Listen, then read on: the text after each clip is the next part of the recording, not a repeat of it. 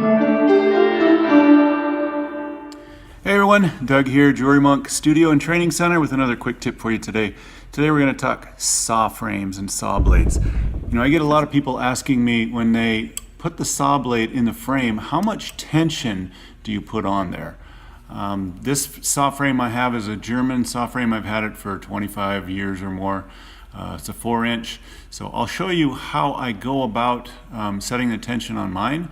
It might be a little different on yours if you've got a larger or a different saw frame. You just have to experiment. So this is how I go about mine. On my bench pin, I've modified it a little bit and I've got these notches here right on the end. And one of the things that I use those for is setting the tension on my saw frame. So what I do is I'll put the handle of the saw frame against my chest. I'll stick the back of the saw frame into one of those notches. And that way I can adjust it hands-free. If you notice on my saw frame here, I've got two little notches. What I do is I set the saw frame, or the saw blade, right up against the first notch. I'll adjust it from this end first.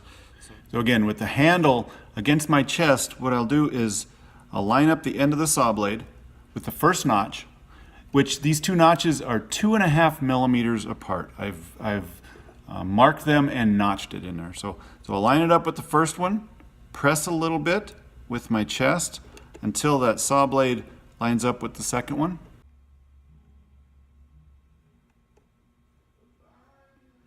Tighten it up, good to go.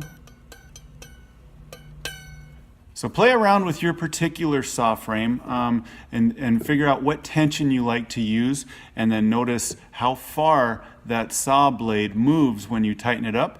Make a notch there, or make a little mark there, how far it moves. Again, mine is 2.5 millimeters apart.